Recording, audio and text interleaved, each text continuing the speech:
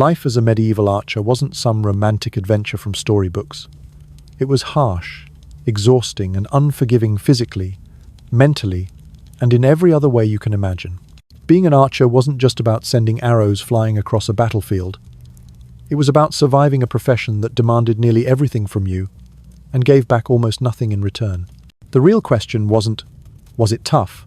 But rather, could you endure it at all? For most, the path to becoming an archer wasn't a choice. It was destiny, shaped before you even knew what destiny meant. In England, kings didn't politely suggest that boys try archery. They enforced it. Medieval monarchs passed laws making it mandatory for every able-bodied male, from 7 years old all the way up to 60, to practice archery every single Sunday after church. Skip practice? Then you weren't just letting yourself down, you were breaking the law. The punishment could mean fines or even public humiliation in the stocks. Imagine being a boy of just 10 years old, handed a bow that nearly matched your height, and told to pull it back again and again. Not once or twice for fun. Not a handful of times to test your strength. Hundreds of times, until the skin on your small hands tore open and your shoulders screamed with fire. And when you cried or complained, no one cared. The adults saw your pain as weakness, and weakness wasn't tolerated.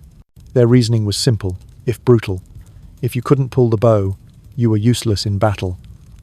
The command, "Again," rang out over and over, while your arms trembled and your back ached.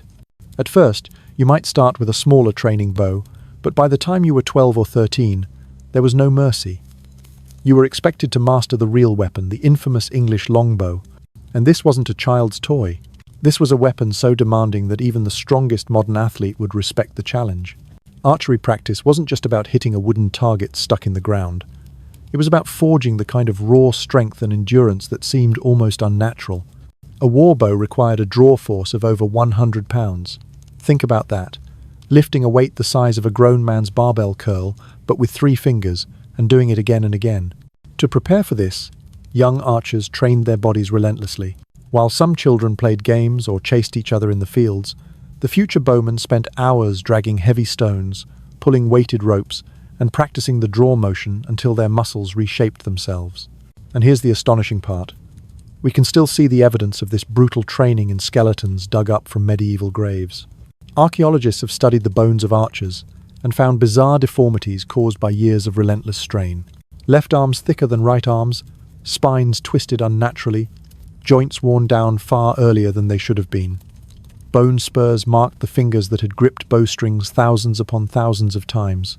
In some skeletons, the left arm bones were nearly 50% larger than the right, a body literally warped by the weapon it served. By the age of 16, if you survived the training, you were expected to be a machine of war. A skilled young archer could fire off up to 12 arrows in a single minute, hitting targets with deadly accuracy from as far as 200 yards. 2 football fields away, and yet the shot was true. Their hands bore deep grooves where the strings had carved into their flesh, and the calluses were so thick that you could drive a needle into their fingers without piercing the skin. Perhaps that was a blessing, since medieval medicine didn't offer much more than rub some dirt on it and get back to practice. And here's the cruel twist. After all those years of pain, sweat, and broken childhoods, you might think archers would revere their weapon, maybe even love it. But the reality was more complicated. The English longbow was both a marvel of warfare and a source of relentless suffering. It was enormous, anywhere from 5'10" to 6'6", often taller than the man holding it. Made of yew wood, it was surprisingly light at only 3 to 5 pounds. But after you marched for 20 miles with it strapped to your back, that light weight turned into another burden you couldn't ignore. The true punishment, though, came from drawing it. Longbows recovered from shipwrecks and castles have been tested, and their draw weights often fell between 90 and 180 pounds. That's not a typo. Up to 180 pounds of pressure every time you pulled the string. Imagine trying to lift a medium-sized dog with just your fingertips, and then repeating that movement hundreds of times in one afternoon. That's what longbow practice was like. There were no shortcuts, no clever tricks, only muscle, bone, and willpower. The cost on the body was devastating. Archer skeletons often show compressed spines, arthritis in their joints, and bone structures so enlarged it's clear they lived in constant pain. Some even developed grotesque growths, bone spurs the size of pebbles on their drawing fingers. And yet, they kept shooting, because to stop was to fail. Even when you weren't firing, the bow demanded care. Longbows were powerful, but fragile. Hemp or flax bowstrings had to be regularly waxed to prevent fraying, and they needed to stay dry at all costs. Archers carried spare strings everywhere, often wrapped in waxed cloth and tucked under helmets. Lose your dry string in a rainstorm, and you were finished.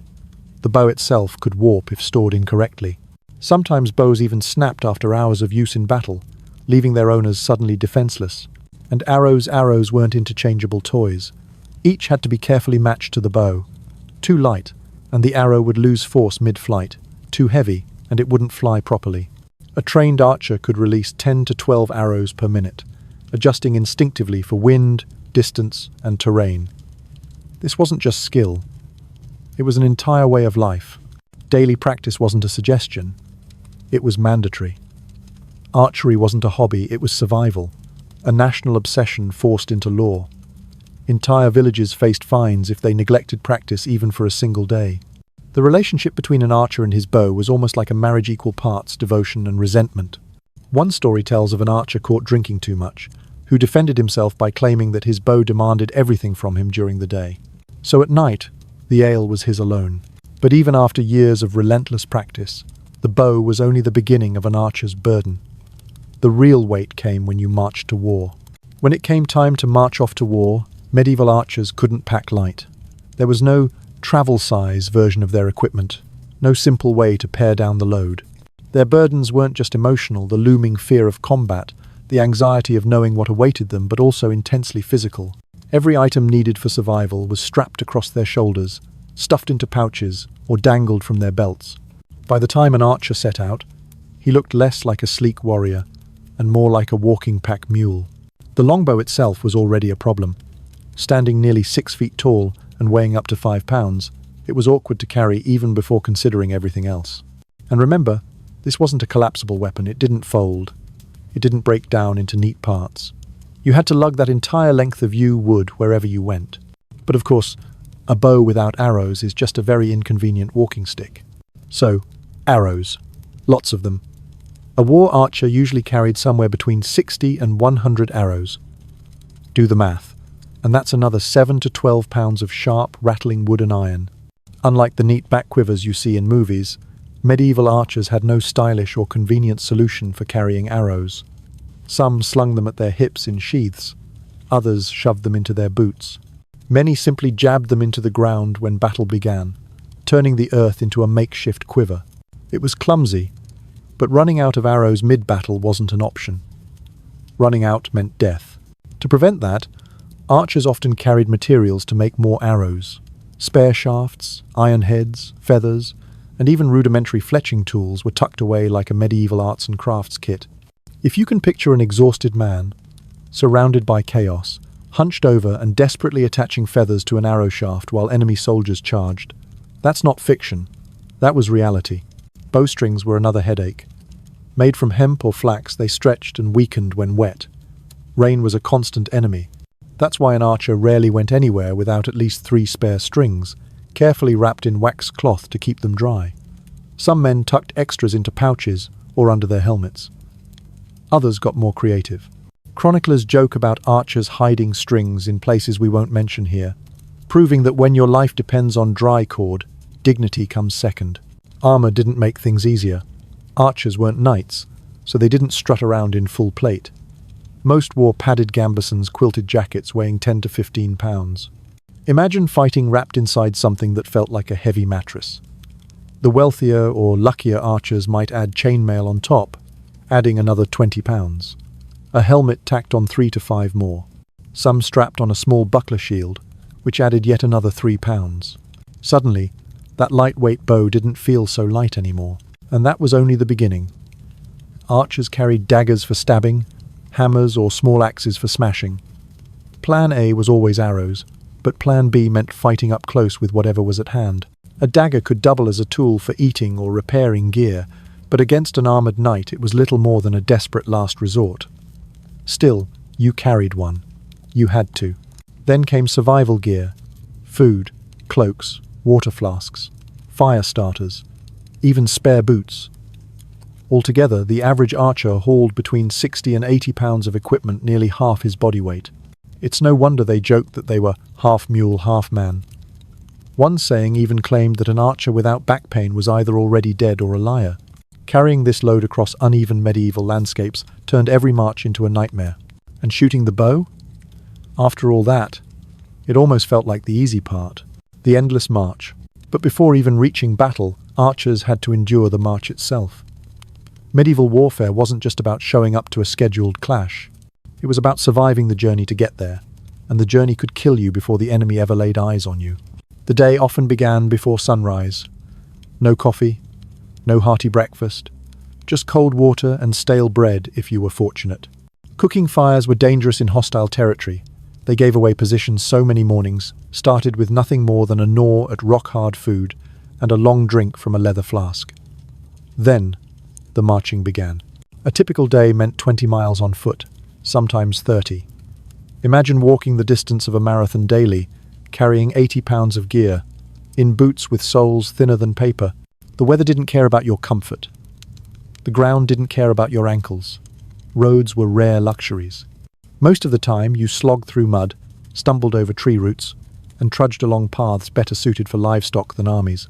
Maps? Forget it. At best, commanders relied on guides, local peasants pressed into service who might know the way or might not. Getting lost wasn't uncommon. French chroniclers described English archers as moving like a plague of locusts, their calloused feet so hardened that stones seemed to yield beneath them. It wasn't praise, it was bitterness from watching villages trampled and fields destroyed. The footwear situation was dire. Most archers owned one pair of leather boots, thin soles, no padding, definitely not waterproof. Once they wore out, replacements were scavenged from dead enemies or improvised from scraps of cloth.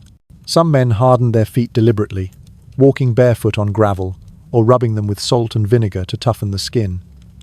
It was crude, but effective. The weather added insult to injury. Summer brought heat stroke. Winter brought frostbite. Rain drenched everything, turning equipment into dead weight and bowstrings into useless cords.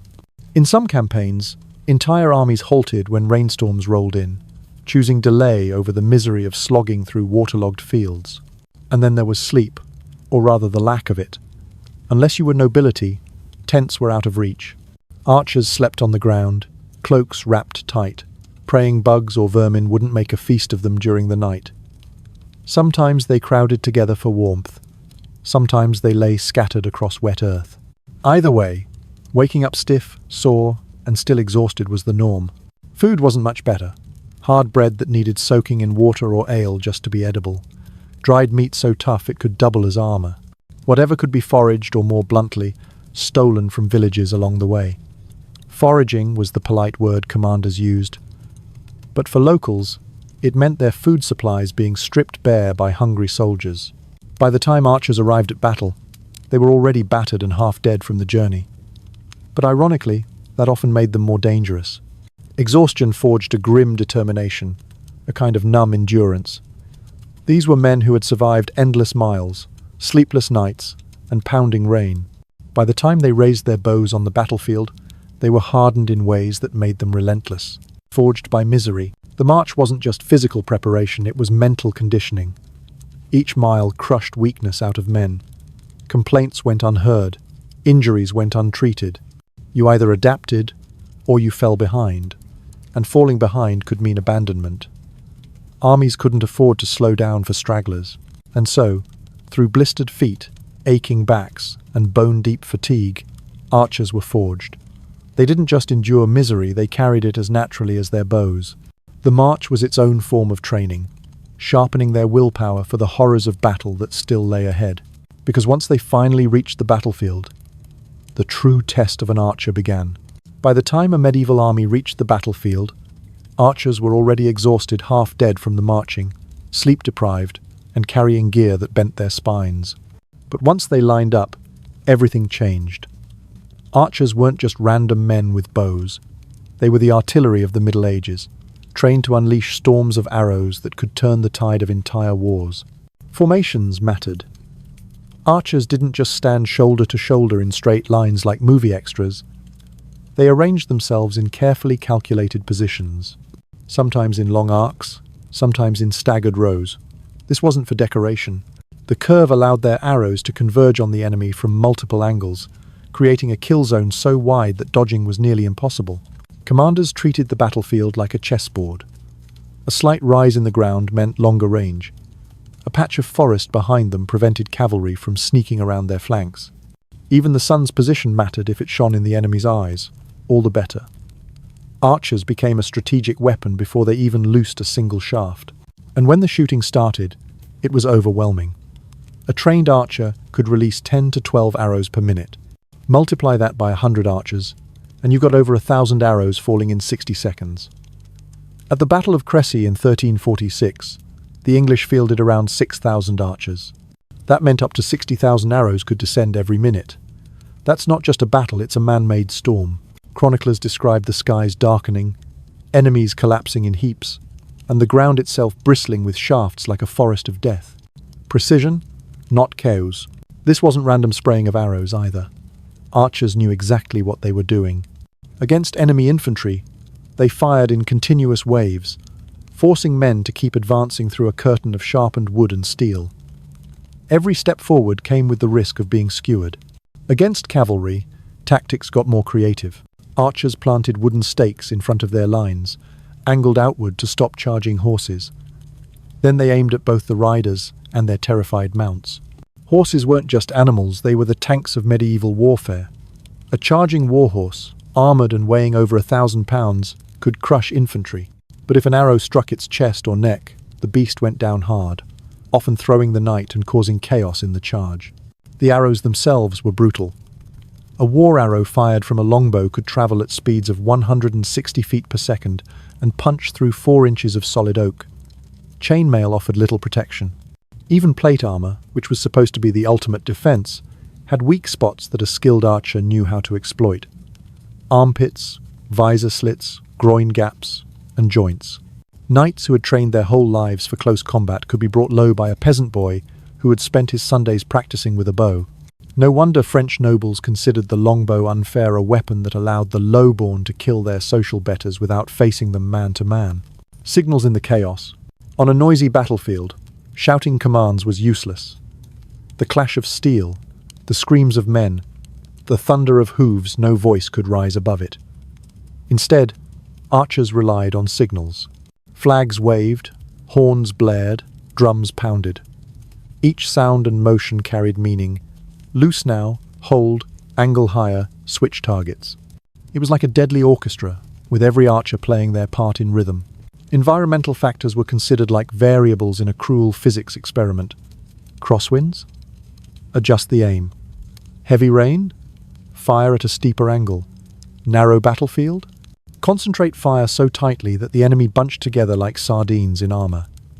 Medieval commanders didn't have calculators or weather apps, but they understood how to bend nature itself into a weapon that changed history. Archers transformed medieval warfare. Battles that might once have been decided by brute force and clashing knights became deadly contests of range and endurance. At Crécy, Poitiers, and Agincourt, English longbowmen cut down waves of French knights, rewriting the rules of European combat. To enemies, it felt like an unfair fight. Chroniclers called it raining death, and soldiers described the psychological toll of hearing the endless hiss of arrows. Some accounts tell of men struck multiple times but still trying to rise, only to be hit again before they could take 2 steps. The battlefield became a graveyard before swords even touched. And yet, as terrifying as this role was, the archer's dominance only lasted as long as their arrow supply. Because once the last shaft was fired, everything changed. The shift to desperation. Imagine this. You've been loosing arrows for 15 minutes straight.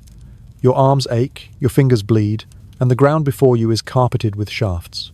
The enemy, though battered, is still advancing. Your quiver is empty. You look around, your comrades are in the same state. Suddenly, the armored tide is crashing toward you. Now, you're no longer a ranged killer. You're just a man holding a dagger, a hammer, or a small axe, standing against knights trained from birth for close combat. The transition from elite distance fighter to desperate melee brawler was one of the cruelest reversals in medieval warfare. Some archers tried to use their bows as weapons, swinging them like staffs or fitting iron caps to the ends to turn them into spears. A few managed to trip charging knights or deflect blows, but more often, it was a mismatch. A lightly armoured archer against a mounted nobleman in full plate was like a mouse fighting a cat, a mouse that had already killed half the cat's family and was now about to pay the price. Fighting for survival, archers reached for whatever they had. Daggers, useful in camp for cutting meat or fixing gear, suddenly became last-ditch weapons against men in helmets and steel. Wooden mallets, meant for pounding stakes, were swung like clubs. Axes, borrowed from woodcutting, hacked at shield edges or pried at armor gaps. The desperation was palpable. Chronicles describe archers clashing with knights in scenes of chaos, bows breaking, bodies colliding, mud slick with blood. Some managed to steal enemy weapons mid-fight, grabbing swords from fallen foes and turning them back against the enemy. Others weren't so lucky. This moment, the transition from disciplined formations to desperate brawls, was one of the most dangerous for archers. Many didn't survive it, yet some did, through grit, cunning, or sheer luck. And those who lived carried the scars, both physical and mental, long after the battle ended. The human cost. To an outside observer, the longbow looked like an equalizer, a weapon that gave peasants the power to topple nobles. And in many ways, it did. But for the men who bore it, the cost was unimaginable. They carried the weight of their weapons, the pain of their training, and the exhaustion of endless marches. They stood in the rain of arrows they themselves created, sometimes struck by friendly fire, sometimes trampled by their own retreating lines. Even victory was brutal. Winning didn't mean safety. It meant surviving long enough to face the next march, the next battle, the next wave of misery. Because for a medieval archer, the storm never truly ended. If you survived the endless training, the grueling marches, and the storm of arrows, you might think you'd earned a break. But the battlefield had a way of evening the score. For many archers, the deadliest enemy wasn't the knight charging at them, or the cavalry breaking through their lines. It was what happened after the arrows hit their mark, and sometimes when those same arrows hit them. Yes, archers themselves were often struck by arrows. Friendly fire was real. In the chaos of thousands of shafts flying through the air, even the best trained formation couldn't prevent mistakes. And when an arrow punched through your flesh, you quickly learned a cruel truth. Medieval medicine was a lottery, and the odds were stacked against you. Arrow wounds. A grim lottery. Medieval surgeons had a phrase for arrow wounds. If the arrow passed clean through the body, they called it a fortunate wound. Why? Because at least then, you had 2 open holes to clean. It was grotesque logic, but in a world without antiseptics, it made sense. An arrow lodged inside the body was another matter entirely. Removing an arrow was a nightmare. The heads were barbed, designed to tear through armor and stick in bone or flesh. Yanking one out the wrong way could shred muscles and blood vessels. Surgeons carried specialized tools like the crow's beak, a kind of plier made to grip arrowheads. Sometimes it worked, sometimes it didn't. Success rates were about 50-50. The other half? They bled out, went septic, or simply never rose again. Even when arrows were removed, the wounds festered. Dirt, cloth fibers, and bacteria rode in with every shaft. Without proper cleaning something, medieval doctors didn't always understand the wound became a breeding ground for infection. An infection was often a slower, crueler death than the battlefield itself. Swords, axes, and worse. Arrow wounds were bad enough, but they weren't the only dangers. Once archers were forced into melee combat, their injuries became even more unpredictable. A clean sword slash, if you were lucky, might heal with time. But ragged cuts, crushed bones from maces, or punctures from lances often spelled disaster. Gangrene was the word soldiers feared most.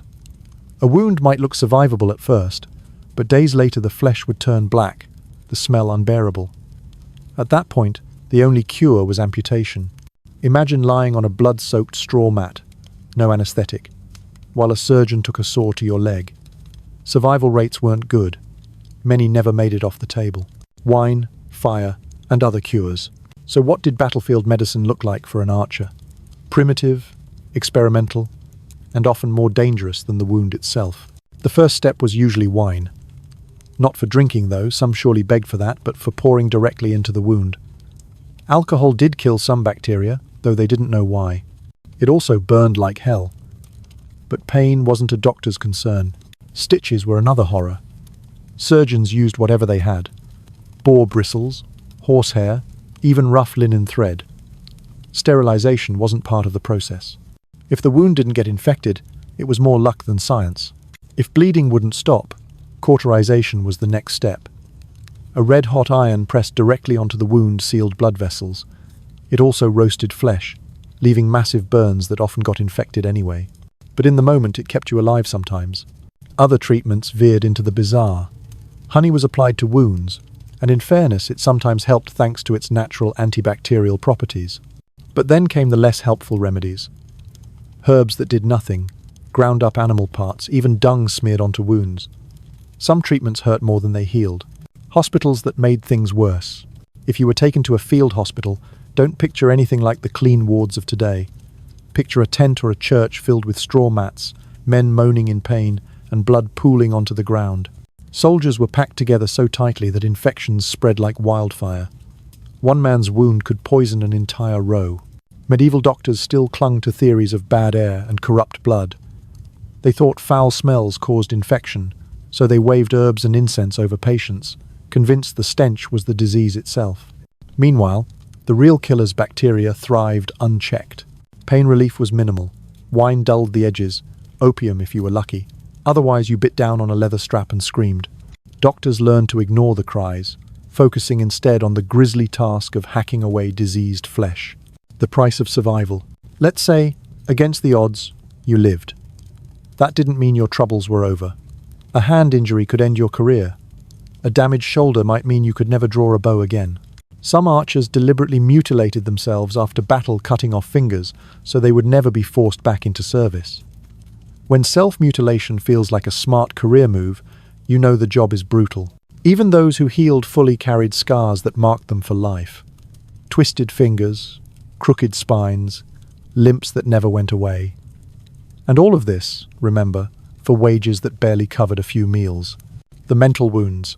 Physical wounds were only part of the picture. Archers carried invisible scars too. They had stood in formations where arrows turned men into pincushions. They had watched comrades bleed out, their cries echoing into the night. They had seen villages burned and looted, sometimes by their own army. Medieval people didn't have words like post-traumatic stress, but the symptoms existed. Nightmares, sudden fits of rage, drinking to numb the memories. Communities back home noticed. Some towns even passed ordinances to keep returning soldiers from causing trouble, as if the horrors of war clung to them like a shadow. The harshest reality. For archers, battle was a cycle of suffering. First came the training that broke their bodies. Then came the marches that drained their souls. Then came the arrows, the melee, the wounds, and the questionable medicine.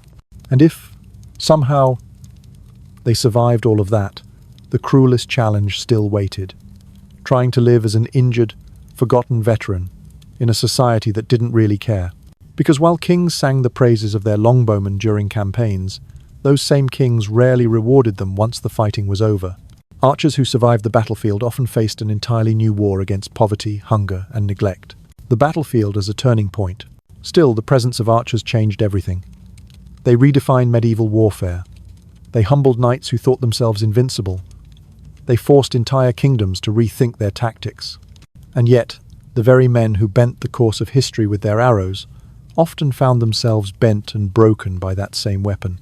For every arrow that pierced armor, there was another that tore into the archer himself. For every knight toppled, there was an archer who limped home scarred, or never made it back at all. It's easy to marvel at the longbow as a piece of technology. It's harder to grasp the toll it took on the flesh and blood men who drew its strings. If you think all that suffering came with decent pay, think again. Medieval archers weren't fighting for wealth. They fought for survival, for their lords, and often simply because the law demanded it. The wages they earned on campaign were shockingly small, and the money situation was as brutal as the training or the battles themselves. A skilled longbowman during the 100 Years' War might make around 6 pence per day. On paper, that was about twice what an ordinary labourer could expect. Sounds good, right? But let's put that into perspective. 6 pence could buy you 2 gallons of ale or maybe one modest meal at a tavern. That's it. You weren't saving for retirement. You weren't building wealth. You were just keeping yourself alive one day at a time, and that's assuming you actually got paid. The waiting game. The medieval payroll system was notoriously unreliable. Wages were supposed to be handed out weekly or monthly, but military treasuries often ran dry. When that happened, archers went weeks or even months without seeing a single coin.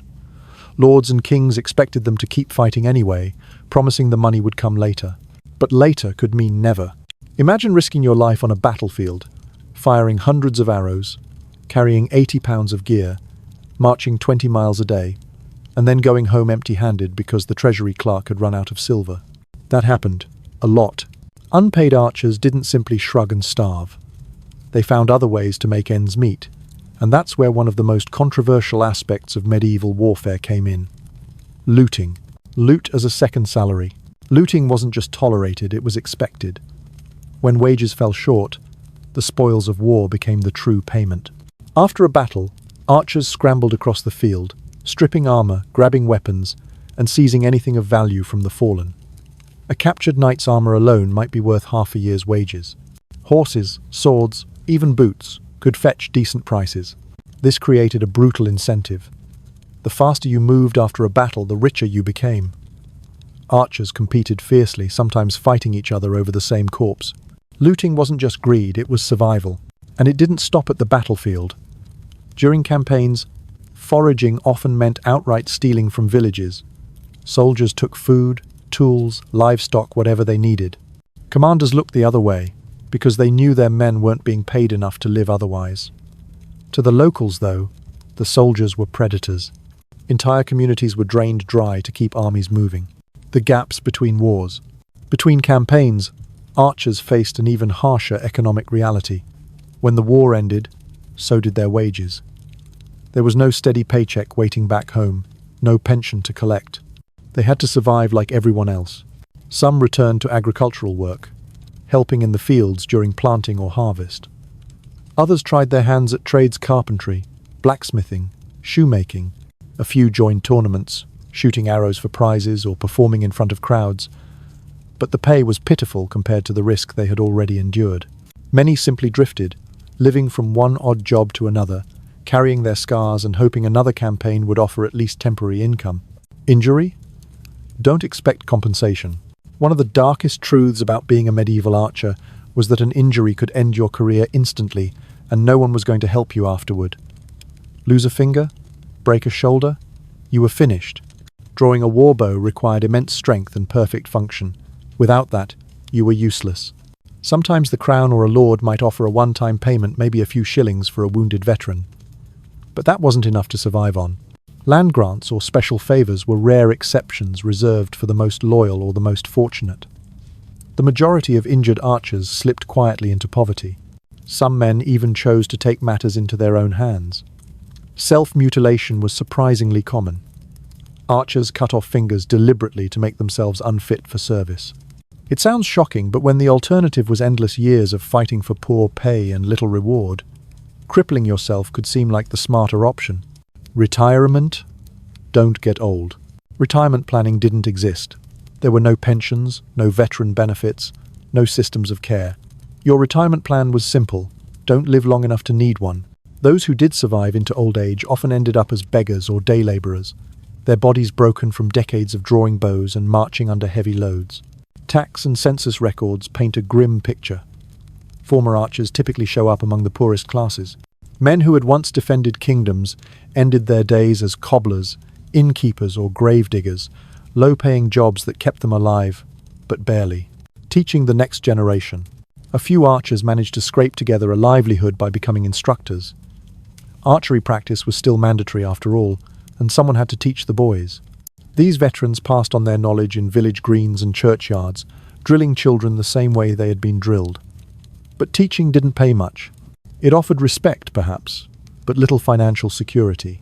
Still, for some veterans, it was better than starving. Passing the bow to the next generation gave them a role to play, even if it wasn't a lucrative one. The final insult. Even death didn't always bring dignity. Many archers couldn't afford proper burials. After a lifetime of service, they ended up in paupers' graves, their remains unmarked and forgotten. The same men who had once unleashed storms of arrows that decided the fates of kings were buried without ceremony. Their names lost to history. It's one of the cruelest contrasts of the medieval world. Archers were indispensable in battle, yet disposable in peace. Celebrated by monarchs in wartime, ignored by society when their usefulness ran out.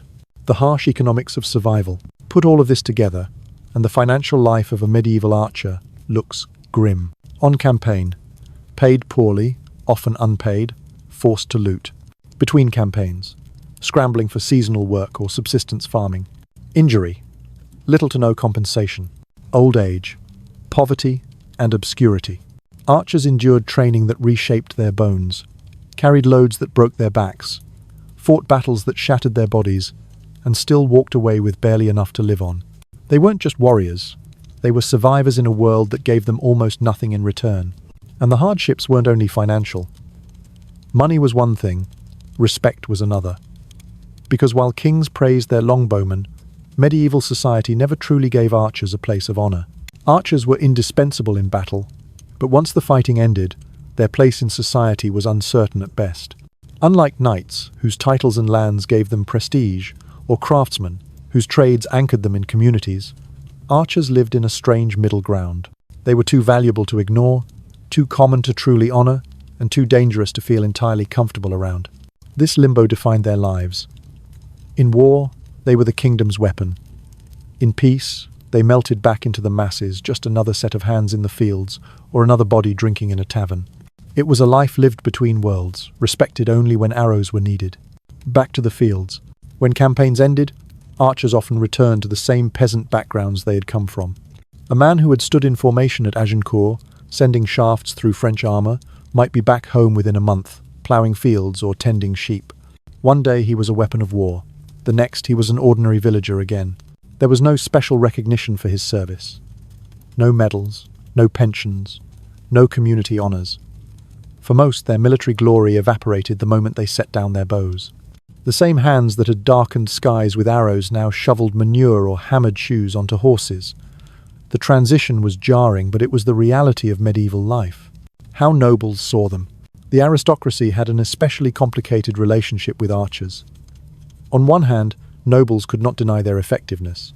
Battles like Crécy and Agincourt proved that archers could devastate knightly cavalry, humbling the very class that saw itself as the pinnacle of martial skill. On the other hand, that effectiveness bred resentment. Archery was seen by many nobles as a low art. It required no great lineage, no expensive armor, no years of mounted training. It allowed peasants to kill the elite from a distance, without ever risking face-to-face combat. To some knights, this felt dishonorable. One French noble famously complained that the longbow was unfair because it let common men kill their betters, without hazard to themselves. That statement, meant as an insult, was actually one of the greatest compliments archers ever received. But it reflected a deep tension. Archers were useful, but they weren't respected. Medieval literature echoed this view. Poems and chronicles written by nobles often depicted archers as crude, dirty, and rough-mannered men of the mud, not of the court. Yet in the same breath, these texts acknowledged that battles could not be won without them. Archers were both despised and relied upon, praised and scorned. The suspicion of common folk. If nobles looked down on archers with resentment, common folk often looked at them with suspicion. Returning soldiers were rough men. They had seen war up close, villages burned, comrades killed, loot taken. Many carried physical scars, limps, or missing fingers. Others carried mental ones, nightmares, quick tempers, or a taste for violence. Communities noticed. Some towns even passed ordinances aimed specifically at controlling returning soldiers, fearing they would bring trouble with them. Brawls in taverns, thefts, or violence weren't uncommon. A man who had spent years looting in France wasn't always eager to return quietly to farm life. At the same time, archers could also inspire awe. Children looked at them with a mix of admiration and dread. Boys dreamed of being strong enough to draw a longbow, but also feared the brutal training it required. Parents sometimes hid their sons from recruiters, worried that being chosen as an archer was a death sentence dressed up as duty. The church's uneasy verdict. The church added another layer of complexity. Officially, the use of missile weapons against fellow Christians was condemned. Several papal decrees targeted crossbows and longbows alike, branding them weapons that violated the spirit of chivalry. Killing from a distance was seen as less honorable than hand-to-hand combat, and church leaders worried it upset the divinely ordained order of society. This left archers in a moral bind. Their kings celebrated them. Their priests condemned them. Some tried to ease their consciences by donating money to the church or sponsoring religious services, hoping such gestures might balance out their bloody careers. Others simply ignored the contradiction, trusting that their service to the crown outweighed the church's disapproval. It's easy to imagine the anxiety this caused. A man could spend his life defending his homeland, only to be told by his priest that he risked eternal damnation for using the very weapon that made him valuable. Women's perspectives. To women, archers were both appealing and risky. On campaign, their pay when it came was better than most peasants could earn, making them more attractive as short-term providers. A husband with steady wages, however meagre, was better than none at all. But archers were also unreliable partners. They were gone for long stretches of time, sometimes years, and their survival rates weren't good. Many towns with high recruitment numbers also recorded higher widow rates. Marriage to an archer meant bracing for the possibility of being left behind with children and no income. For widows, life could be brutal. Compensation for a dead archer was minimal, and many women found themselves destitute. The phrase, "till death do us part," hit harder when death might come at any battle. Children and the cycle of duty. For children, archers were both heroes and warnings. Boys admired their strength but dreaded the idea of training. Recruiters showing up in villages created mixed emotions, pride for some families, fear for others.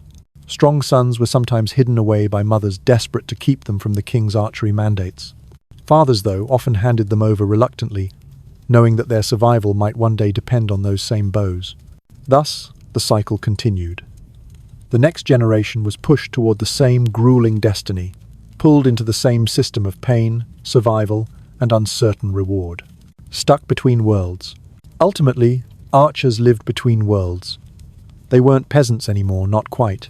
They weren't nobles either. In wartime they were celebrated. In peace they were tolerated. They were respected only as long as their arrows flew. When the bows were unstrung, society didn't know what to do with them. It's one of the strangest contradictions of medieval life. A class of men who could decide battles, topple knights, and alter the course of kingdoms, yet who spent their off years scraping together work as farmers, labourers, or innkeepers. Men who embodied the strength of the nation, but who were never fully embraced by it. A life of half-respect. In the end, the social position of archers was as warped as their bodies. They were admired in the moment of victory, but dismissed once the banners came down. They had the respect of kings when armies marched, but little recognition when those same kings sat on their thrones in peace. They lived in constant tension, warriors of immense value, but men who never quite belonged. That was the cruel irony of the medieval archer's life. For all the physical burdens archers carried, the warped bones, the heavy packs, the endless marches, perhaps the hardest burden of all was the one no one could see. The life of a medieval archer was a psychological trial, a constant grind of fear, exhaustion, and dislocation that wore men down as surely as any arrow wound. It started young. Imagine being a boy of 7 or 8, ordered by law to spend Sundays pulling on a bow instead of playing with friends. Each blister, each tear-filled session of practice carved not just into the muscles but into the spirit. Childhood joy was replaced by routine hardship. By the time a boy became a man, discipline was second nature, but so too was pain. Living in constant pain, archers didn't just experience pain during training, they lived in it. The longbow twisted their bodies into asymmetry, thicker arms, hunched shoulders, crooked spines, joints swelled. Fingers developed grooves so deep they looked carved. By adulthood, most archers carried aches that never left. And that pain didn't pause when the bow was unstrung. It was there when they marched, when they tried to sleep on hard ground, when they bent over fields back home. Chronic pain was their constant companion. Few spoke of it, because complaining was pointless. No one cared, and no relief existed. You either lived with the agony, or you broke under it. Fear as a companion. Alongside the pain was fear. Campaigns were brutal not just because of combat, but because of the waiting. Days or weeks of marching, knowing a clash loomed ahead. Rumors spread among men how many knights the enemy had, how many archers, how many miles away they were. Fear settled in long before the first arrows flew. On the battlefield, the fear was sharper. Archers knew their role. Unleash death from a distance, then brace for the moment when enemies broke through. They knew how quickly their safety could vanish once arrows ran out. Every volley brought them closer to desperation. And in those final moments, when knights bore down on them with steel and fury, fear became a roaring beast inside every archer's chest. It didn't end when the battle did. Survivors carried that fear with them, tucked deep inside. A sudden sound might trigger memories of horn blasts or pounding hooves. A crowded tavern might feel too much like the press of men in a melee. They didn't have words like trauma or flashback, but the experiences haunted them all the same. Brotherhood and isolation. Archers did find solace in each other. The shared suffering forged bonds that few outside their ranks could understand. Men who had trained together from boyhood, marched side by side, and survived storms of arrows trusted one another with their lives. That brotherhood was a source of strength on campaign, where camaraderie was often the only comfort. But back home, that same brotherhood could turn into isolation. Civilian life didn't understand them. Farmers who had never left their villages couldn't imagine the weight of killing dozens of men in an afternoon. Families didn't always know how to live with men who had grown rough from war. Archers became outsiders in their own communities, drifting between the world of war and the world of peace, fully belonging to neither. The escape of ale. For many, drink became the easiest escape. Ale was cheap and plentiful, and taverns offered temporary relief from the aches of the body and the gnawing of the mind. Chroniclers mention archers who drank heavily, some to the point of being disciplined. One story tells of an archer accused of excessive drinking, who defended himself by saying his bow demanded everything of him during the day, so at night the ale was his alone. It was dark humor, but it revealed the truth. Alcohol dulled the pain that nothing else could. Haunted by atrocities. The psychological toll wasn't just from battle itself, but from what campaigns demanded. Foraging, as commanders politely called it, often meant raiding villages, stealing food, or worse. Archers who took part in these acts carried the guilt with them. Some hardened themselves, convincing themselves it was survival. Others carried shame that lingered long after. Witnessing atrocities could scar as deeply as committing them. Burning towns, fields stripped bare, peasants cut down for resisting archers saw it all. And while knights often justified such acts as the rights of war, common soldiers had to live with the memories whether they agreed or not. The strain on families. Families bore the weight too. Wives never knew if their husbands would return, or in what state. Some men came home with missing limbs, unable to work. Others returned angry and restless, unable to settle. Children grew up with fathers who were present in body but distant in mind. And too often families became widows and orphans, left to fend for themselves with no support. This uncertainty strained relationships. Some women avoided marrying archers altogether, wary of the instability. Others married, but braced themselves for grief. In regions that supplied many archers, widowhood was so common that it shaped entire communities. The clash of honor and reality. Adding to the mental burden was the strange contradiction of their role. Kings praised archers in speeches. Chroniclers recorded their victories. Yet priests condemned them, nobles scorned them, and commoners distrusted them. Living in that contradiction wore on the spirit. Imagine being celebrated for saving your country one year, then treated as a dangerous vagabond the next. That dissonance left many archers uncertain of their own worth.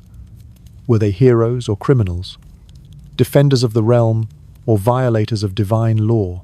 Men crave meaning, and archers often struggled to find it in a world that both needed and despised them. The strength of endurance.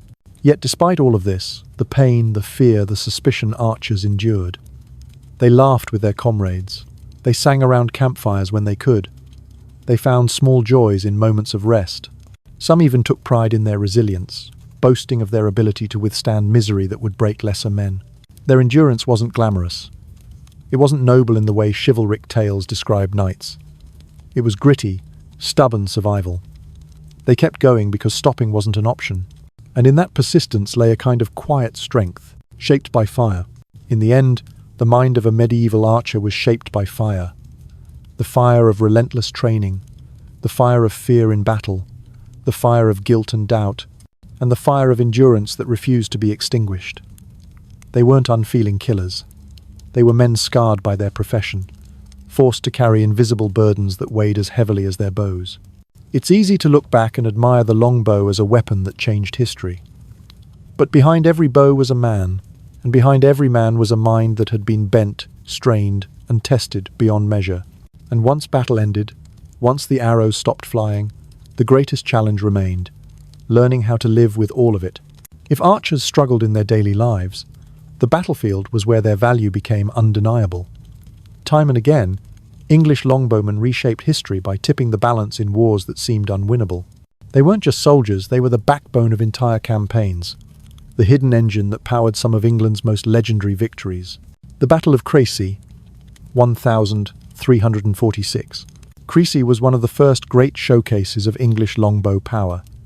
King Edward III's army was outnumbered, facing perhaps 30,000 French against their 12,000. Among the English were thousands of longbowmen. The French cavalry, armoured and proud, charged again and again. Each time, waves of arrows tore through them. Horses fell screaming, knights toppled into the mud, and chaos spread as men trampled one another in the crush.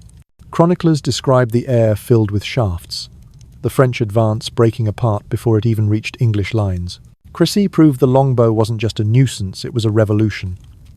An army of peasants could humble the mounted elite of Europe. The Battle of Poitiers, 1356. 10 years later, the longbow struck again at Poitiers. Edward, the Black Prince, led the English forces this time. Once more, they were outnumbered. Once more, the French knights advanced confidently. And once more, the storm of arrows shattered them. The English even captured the French king, John II, in the aftermath. Imagine the humiliation. The might of France brought low not by chivalric duels, but by arrows loosed by commoners. The longbow had changed the political landscape of Europe. The Battle of Agincourt, 1415. Agincourt became the most famous of all. Henry V led his exhausted, hungry army deep into France, outnumbered and cornered. Muddy fields trapped the French cavalry, turning their armour into anchors. Then the longbowmen loosed. Tens of thousands of arrows rained down, hammering men already struggling to move in waist-deep sludge. French knights fell, piled upon each other, suffocating under their own comrades. The English, though starving and sick, triumphed against overwhelming odds. Agincourt wasn't just a victory, it was a legend. Shakespeare later immortalized Henry's speech, but behind the poetry stood the reality. Thousands of English archers, muddy, hungry, and relentless, had rewritten history with their bows. The anatomy of victory. What made longbow tactics so devastating? It wasn't just the weapon. It was the way archers were deployed. Commanders learned to use terrain, weather, and formations to maximize every shot. Terrain advantage. At Crecy, English archers positioned themselves on a slope, forcing cavalry to charge uphill through arrow fire. At Agincourt, muddy ground trapped French knights, making them easy prey. Defensive stakes. Archers often carried sharpened stakes, driving them into the ground to stop cavalry charges. This simple tactic turned knights' greatest strength into a weakness. Massed fire. Instead of shooting one by one, archers loosed in volleys. The effect wasn't just deadly, it was psychological. A wall of arrows falling from the sky crushed morale as much as it crushed armor. Flexibility. Archers could adjust quickly. Against infantry, they fired in steady waves. Against cavalry, they targeted horses. In narrow terrain, they concentrated fire to force bottlenecks. The result was a weapon system as precise and devastating as any cannon of its time. The dark side of effectiveness. But there was a price to being so effective. Archers became priority targets. Enemy commanders knew that if they could break the archer lines, battles might swing back in their favor.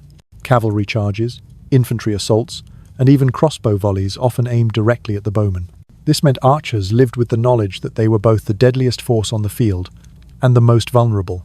Once the protective line of men-at-arms gave way, archers were exposed, and then came the desperate melee, where survival was far less certain. Sieger warfare.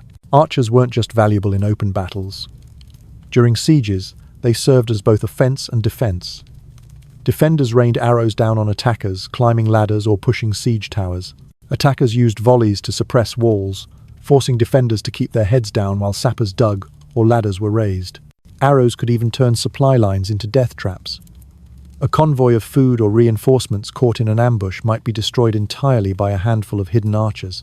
In some cases, archers played psychological games. They would target officers or knights to sow chaos, picking out plumes and crests that marked leaders. Killing one captain could scatter an entire contingent. The arrow itself, as a weapon of terror, war arrows weren't gentle things. Broadheads sliced flesh open with surgical cruelty. Bodkin points punched through armor and bone. A storm of either left battlefields littered with the wounded. The sight of comrades skewered, crawling, or pinned to the ground by shafts terrified those still standing. Some men broke ranks before reaching the enemy, unwilling to walk into a storm they couldn't block or answer. And the sound chroniclers spoke of the hiss of thousands of arrows as a sound men never forgot. It was as much a weapon as the steel itself, a psychological hammer pounding on nerves. Not invincible. For all their power, archers weren't unbeatable. The longbow had weaknesses. Rain could ruin strings. Arrows could run out. Heavy cavalry that managed to close the distance could crush them. At times, overconfidence cost dearly. At Verneuil in 1424, English archers suffered heavy losses when French forces adapted tactics to counter them. The longbow was powerful, but not magic. It required discipline, planning, and constant support. Still, for nearly a century, longbowmen defined English military success. Without them, England would never have held its own against France. The legacy of the bow. By the late Middle Ages, gunpowder began to change warfare. Cannons and firearms slowly edged out the longbow. Training a musketeer took weeks. Training an archer took a lifetime. Kings recognized the practicality. The age of the longbow faded, but its legend never did. Even centuries later, English identity wrapped itself around the image of the yeoman archer, strong, disciplined, deadly with his bow. Robin Hood, though myth, embodied the spirit. A common man with a weapon that humbled the mighty. Between glory and misery, on the battlefield, archers were heroes, the stormbringers who toppled kings. Off the battlefield, they returned to poverty, suspicion, and pain. Their arrows decided empires, but their lives remained fragile and forgotten. The victories at Crécy, Poitiers, and Agincourt still echo in history books. But behind those triumphs were thousands of men bent by their bows, scarred by their service, and trapped in a cycle of hardship that no victory could erase. The chaos of battle ended in one of two ways. Either you lay among the fallen, or you stood shaky and exhausted, surrounded by carnage. For the survivors, the work wasn't over. Victory or defeat, the aftermath was a grim business. Archers had to navigate a battlefield littered with corpses, broken armor, and ruined weapons.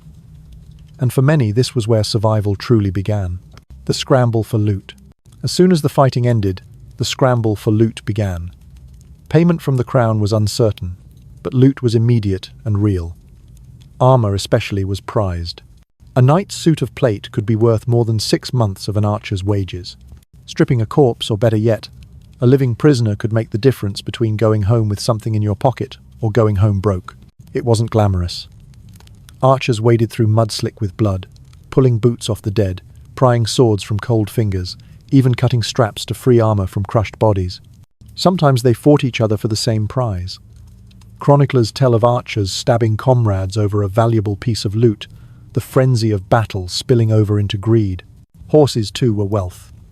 A captured warhorse was worth a small fortune, often more than the man who had ridden it. Archers who managed to grab a mount could sell it or trade it for years' worth of food and shelter. Prisoners as currency. Even more valuable than loot was a prisoner. Capturing a knight meant ransom money. Wealthy families would pay dearly to get their sons, brothers, or fathers back. For an archer, stumbling across a wounded noble on the battlefield could mean a payday larger than anything the crown ever provided. But capturing wasn't easy. A knight had to be disabled enough to control, but not so far gone that he died before a ransom could be arranged. Archers sometimes dragged the injured off the field, binding them and guarding them until a deal was struck. Of course, not everyone survived to pay. In the fury after Agincourt, Henry V famously ordered hundreds of French prisoners executed, fearing they would rise against the weakened English. Archers tasked with the grisly job saw their potential fortunes vanish in blood. Scavenging for survival. For most, looting wasn't about greed, it was about survival. Boots wore out quickly, cloaks soaked through, weapons broke. On the battlefield, scavenging wasn't optional. It was how you replaced the gear you couldn't afford to buy. Food was another prize. Soldiers snatched bread, cheese, or wine from supply wagons. Even rotten meat was eaten if it meant avoiding starvation. A victorious army often plundered nearby villages as well, stripping granaries and cellars to feed itself. To the locals, the victors were as destructive as the defeated. Cleaning the wounds. After the scramble came the tending of wounds. The lucky ones had comrades who helped them back to camp. Others dragged themselves across the field, bleeding, praying they wouldn't be mistaken for dead. Field surgeons set up crude stations, churches, barns, tents where the wounded were laid out in rows. Archers saw their friends screaming under saws, burned with hot irons or stitched with horsehair. The smell of blood and infection hung heavy. Survival was a coin toss, and everyone knew it. The battle wasn't over until you either healed or died. Burial, or the lack of it. What happened to the dead depended on who they were. Nobles might be carried home for burial, their bodies ransomed just like prisoners. Common soldiers, including archers, were often buried in mass graves or not at all. After big battles, the ground itself became the graveyard, corpses left to rot where they had fallen. Archaeologists still uncover these pits today, sometimes filled with hundreds of skeletons. Many show the twisted limbs and punctured skulls of men who had died in terror, their bodies tossed into trenches without ceremony. Returning home. For the survivors, going home was its own ordeal. If a campaign ended in victory, they might march back to their villages, carrying loot and scars. If it ended in defeat, they might straggle home with nothing but the clothes on their backs. Communities didn't always welcome them warmly. Men came back hardened, sometimes violent, often changed in ways their families struggled to understand. Some returned maimed, unable to work. Others returned with empty pockets, forced to beg or steal. A few returned richer, having captured a knight or seized valuable loot. But even wealth didn't erase the scars. Many spent their coin quickly, drinking or gambling it away, unable to adjust to ordinary life after months of living on a blade's edge. The stench of memory. Perhaps the hardest thing to carry home wasn't loot or scars, but memory. Archers had seen things their families couldn't imagine. The screams of dying horses, the sight of friends impaled by arrows, the crushing weight of bodies piling in the mud. These memories haunted them. Medieval people didn't talk about trauma the way we do, but the signs were there. Veterans who drank too much, who lashed out violently, who withdrew from their families. The battlefield clung to them, long after the war had moved on. The church's final word. For some, solace came in the church. Donations, prayers, pilgrimages, all were ways to try to wash away the sins of war. Archers knew the church condemned the longbow, calling it a dishonorable weapon. But they also hoped that their service to king and country counted for something in the eyes of God. A few even dedicated themselves to religious life after war, retreating into monasteries. Whether they sought forgiveness or peace of mind, it was a final attempt to quiet the memories that followed them. The cycle begins again. And yet, for all the misery, most archers return to the cycle when called. Another summons from the king meant shouldering the bow again, marching out once more, and repeating the ordeal. Why? Because they had little choice. Duty, law, poverty, and survival bound them to the bow. Each campaign promised danger, but also the possibility of loot, wages, and a brief sense of purpose. For an archer, peace was never permanent. War was always just around the corner.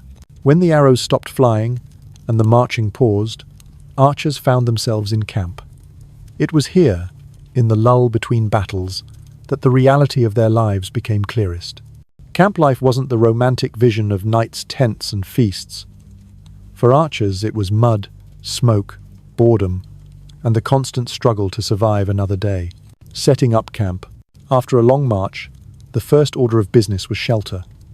Nobles had tents carried by servants, but common archers had to make do with what they could. Cloaks doubled as bedding. Lean-to shelters were made from branches, spare cloth, or anything scavenged from villages. In bad weather, they slept in the open, cloaks pulled tight, bodies pressed together for warmth. Fire was a precious luxury. In friendly territory, men lit them freely, cooking what little they had and drying soaked clothes. In enemy territory, fires where often forbidden smoke could betray positions. That meant nights spent cold, wet, and hungry, with nothing but stale bread to chew on in the dark. Food in camp. Meals were monotonous and grim. Standard rations included hard bread, dried or salted meat, and ale if they were lucky. Bread was so tough it had to be soaked in liquid before eating. Meat often tasted of salt more than anything else. Fresh food was rare, unless foraging or outright raiding turned up livestock or vegetables. Wine, ale, and cider were staples, not just for pleasure, but for safety. Water supplies were often contaminated. Drinking water straight from rivers or ponds could mean illness, so alcohol became the default. Feasting, when it happened, usually followed victory. Looted food, barrels of wine, or a slaughtered ox might provide a rare night of indulgence. But such moments were rare oases in a desert of bland, repetitive meals, work and maintenance. Downtime didn't mean rest. Archers spent much of their time maintaining gear. Bowstrings needed waxing. Arrows had to be repaired, feathers retied, shafts straightened. Boots were patched, cloaks mended, and daggers sharpened. Weapons weren't just tools of war, they were tools of survival. A snapped bowstring or broken arrowhead in the middle of battle could mean death. Archers treated maintenance with the same seriousness as combat. Entire evenings might be spent refletching arrows or oiling armor. The camp economy. Camp was also a place of trade. Soldiers swapped gear, food, and loot. A man with spare arrows might trade for bread. Someone with a captured dagger might sell it for a few coins. Gambling was rampant. Dice games, card-like games, even contests of strength or archery. Winnings could mean a feast. Losses could leave a man broke. Prostitutes often followed armies, providing services for coin or loot. Merchants trailed camps too, selling supplies at inflated prices. A camp might look chaotic, but it was its own makeshift economy, driven by necessity and survival. Discipline and punishment. Armies couldn't function without discipline, and medieval commanders enforced it harshly. Theft from comrades, desertion, or insubordination could mean flogging, branding, or even hanging. Archers sometimes bore the brunt of this. They weren't nobles with protections, and they weren't valued like knights. A disobedient archer could be made an example of quickly. Stocks and public punishments reinforced authority. Still, commanders also knew they needed archers. Too much cruelty could spark unrest, so punishment balanced fear with pragmatism. Entertainment and escapes. Despite the misery, men found ways to entertain themselves. Songs were sung around fires when allowed. Stories were swapped tales of home, of past campaigns, of legends like Robin Hood. Humor was dark, often mocking their own suffering. Mock duels with daggers or wooden staves were common. Wrestling matches or contests of endurance provided distraction. Ale-fueled brawls broke out often, sometimes between men from different villages or regions. Commanders tolerated some fighting. It was a way for men to vent frustration. For many, drink was the main escape. Ale dulled pain, eased boredom, and drowned fear. Drunkenness could cause problems, but it was tolerated as long as it didn't interfere with battle readiness. The shadow of disease. Camps were breeding grounds for disease. Thousands of men crowded together, often with poor sanitation. Latrines were shallow pits. Waste seeped into water supplies. Fleas, lice, and rats thrived. Illness spread quickly. Dysentery, typhus, fevers. More soldiers died in camp from disease than from combat. Chroniclers described armies decimated before a single arrow was loosed. Archers lived in constant awareness of this. A man could march healthy one day and be dead from sickness the next. Death in camp was so common it became part of the rhythm of life. Religion in camp. Religion provided structure and comfort. Chaplains traveled with armies, holding services, hearing confessions, and offering last rites. Men prayed before battles, seeking protection. After battles, they prayed for forgiveness. Some archers carried small crosses or relics, hoping they offered divine protection. Yet the contradiction remained. Priests condemned the longbow as dishonorable, even as kings demanded its use. Archers prayed anyway, desperate for reassurance in a brutal world. Boredom and brutality. The rhythm of camp life swung between crushing boredom and sudden brutality, Days of waiting stretched on, filled with maintenance, drills, or gambling.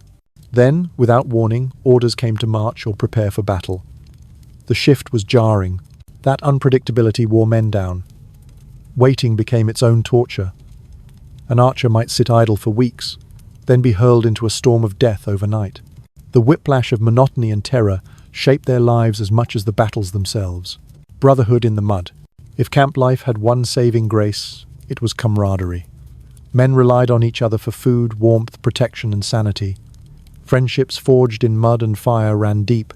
Archers who trained together as boys and fought side by side grew closer than brothers.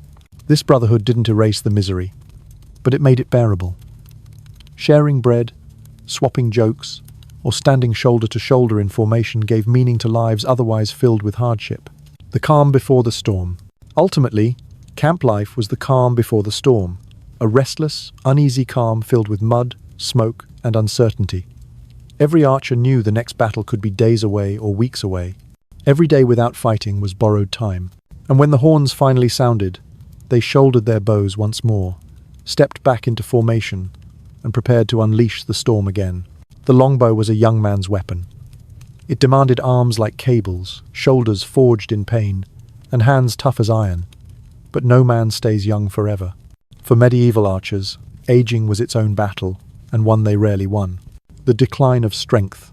By their 30s or 40s, many archers began to feel it. The draw that once came naturally now strained the shoulders. Fingers stiffened, calluses cracked, and joints swelled with arthritis. Some still forced themselves to train, but every pull left them aching. The war bow required extraordinary physical power, 90 to 150 pounds of draw weight, repeated hundreds of times. Few men could sustain that into old age. Even veterans who had drawn bows since boyhood found themselves faltering. The very training that had warped their bones now betrayed them. Archaeologists studying archer skeletons have found enlarged joints and fused spines, evidence of lifetimes of strain. These bodies weren't built for longevity. They were built for war, and war wore them out fast. Trying to stay useful. When archers could no longer pull the war bow, some tried to adapt. They became instructors, teaching younger men the art of the draw. Their experience was valuable, and kings still needed villages full of skilled bowmen. Veterans demonstrated techniques, corrected stances, and passed down the tricks of instinctive aim. But teaching didn't pay well. A few coins, perhaps food, maybe the respect of their community. It wasn't enough to support a family. For many, it was a stopgap at best. Others drifted into different roles in the army guards, scouts, or labourers. Some used their battlefield skills to serve as watchmen in towns or enforcers for local lords. But again, these roles paid little and carried risk. The poverty of old age. The truth is stark. Most archers aged into poverty. They returned to peasant work, their bodies no longer fit for the strain of the bow. A man with stiff shoulders and swollen knees wasn't much use in a field either, but he had no choice. Records from tax rolls show many former archers living at the bottom of society, landless, labouring, scraping by day to day. A few managed to buy small plots of land with loot or ransom money, but they were the rare exceptions. For the majority, old age meant returning to the same mud and toil they had known before war, only now with bodies broken by it. The burden of wounds. Injuries haunted archers into old age. A cut hand might heal enough for survival, but never enough for precision. A broken bone might mend crooked, leaving a limp that never faded. Scar tissue, nerve damage, and untreated infections followed them for life. Some couldn't even perform basic labour. Missing fingers, shattered shoulders, or crushed knees made farming impossible. These men often relied on charity or turned to begging. Medieval society had little in the way of structured care for disabled veterans. You either worked or you starved. Forgotten veterans. Unlike knights, who left behind chronicles and heraldry, archers left little trace. They were common men, buried in unmarked graves. Even those who had stood at Crécy or Agincourt slipped quietly into obscurity. Their names rarely appear in records, except in legal documents about debts or disputes. Imagine surviving some of the greatest battles of medieval history, only to spend your final years patching shoes or hauling water for pennies. That was the reality for countless archers. Rare rewards. Now and then, a veteran was rewarded. A lord might grant a loyal archer a patch of land. The crown occasionally issued small pensions to exceptional bowmen, but these rewards were rare enough to make the chronicles precisely because they were exceptions. For the average man, no such help ever arrived. A handful of archers found success as mercenaries, selling their skills abroad. English longbowmen fought in Scotland, Spain, and Italy, offering their bows to whoever could pay. For a few, this meant steady work into middle age. But mercenary life was brutal, and pay was just as unreliable as at home. The emotional toll of aging. The physical decline was hard enough. The emotional toll was worse. Men who had once drawn 100 arrows in battle now struggled to draw one. They watched younger bowmen take their places, strong and eager. Pride clashed with reality. Some veterans clung to their identities as archers, even when they could no longer shoot. They told stories in taverns, exaggerated their victories, boasted of the men they had killed. It was their way of holding on to meaning. Others grew bitter, resenting the kingdom that had used them up and left them to rot. Family and dependence. Family became the last refuge for many. Sons took over work. Daughters married into households that might provide some stability. But even here the strain showed. A crippled father was a burden on families already struggling. Widows of archers fared little better, often left destitute when their husbands died with no wealth to pass on. Communities sometimes helped villagers, shared food, churches offered alms, but it was never enough to erase the hardship. Veterans leaned heavily on family networks, and when those failed, they fell into poverty's abyss. A short life expectancy. Realistically, few archers lived long enough to face old age. Medieval lifespans were short, and archers lived harsher lives than most. Disease, wounds, and sheer exhaustion cut many down before 40. Those who did live longer carried decades of pain with them.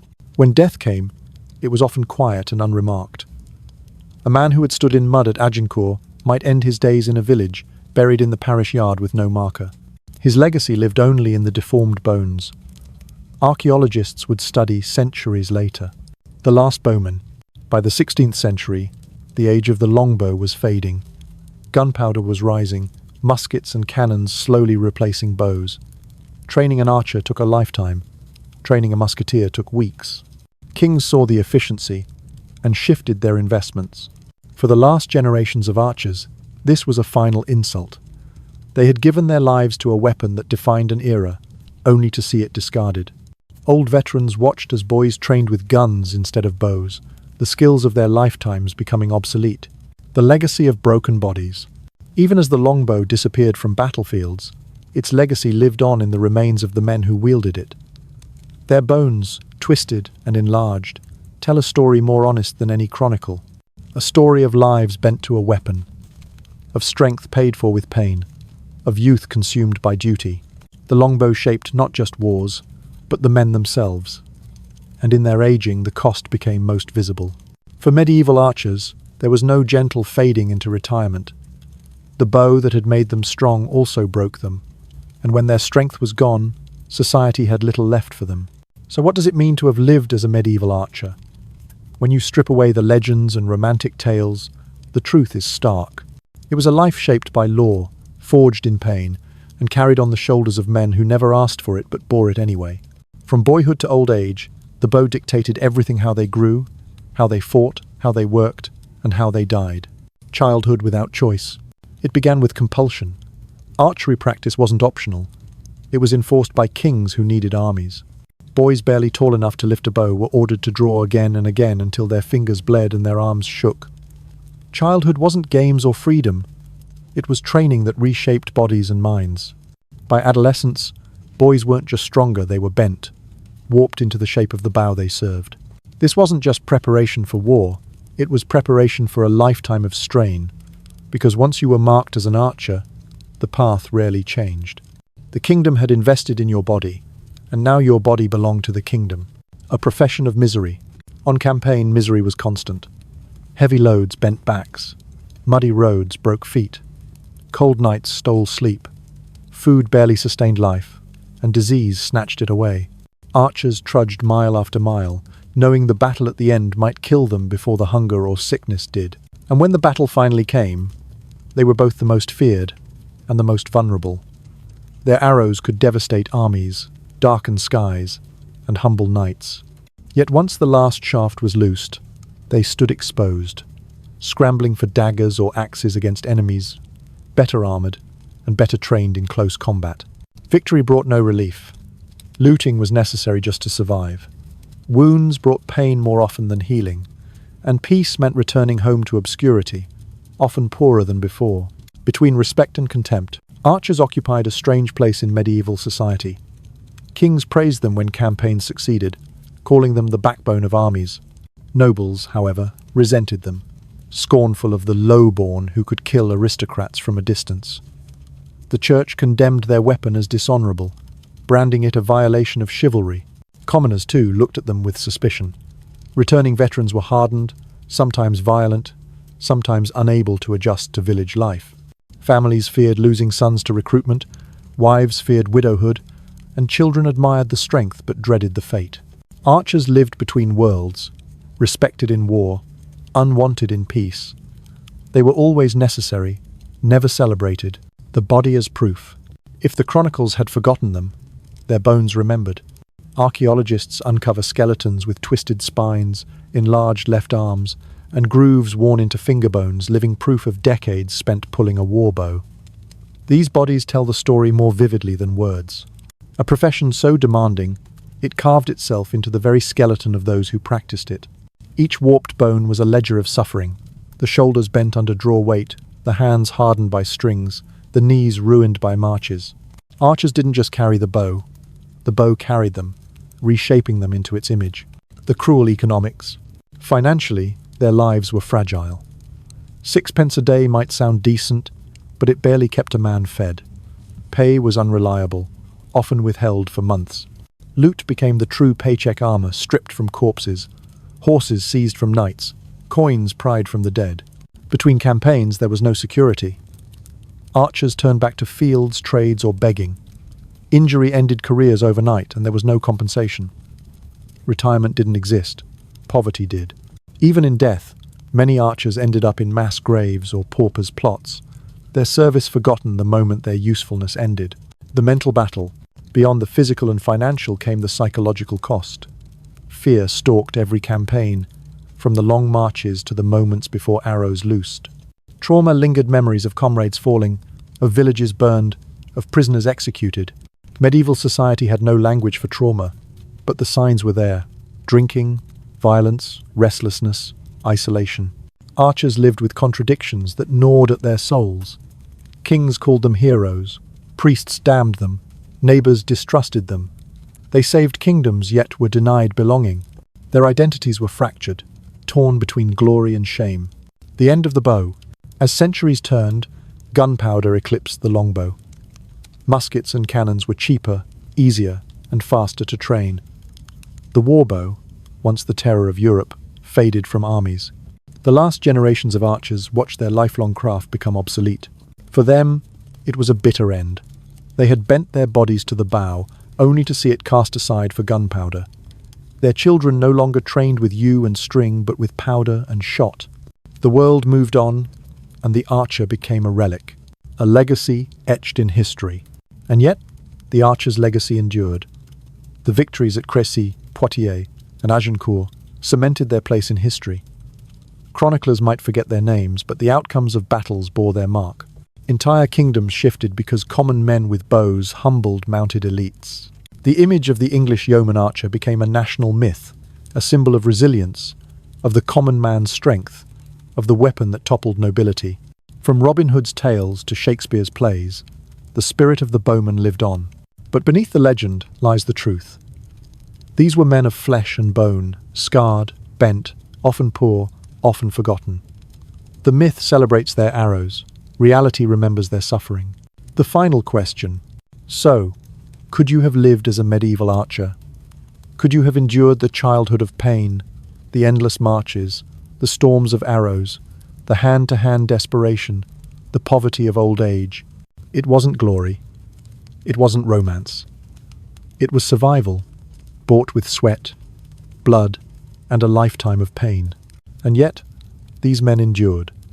They shaped history with their bows, carried kingdoms on their shoulders, and left behind a legacy that outlived them by centuries. So the final answer is this: to live as a medieval archer was to live between greatness and misery, to be both vital and forgotten. And if you think you could have done it, congratulations. You've got more grit than most knights who ever wore shining armor.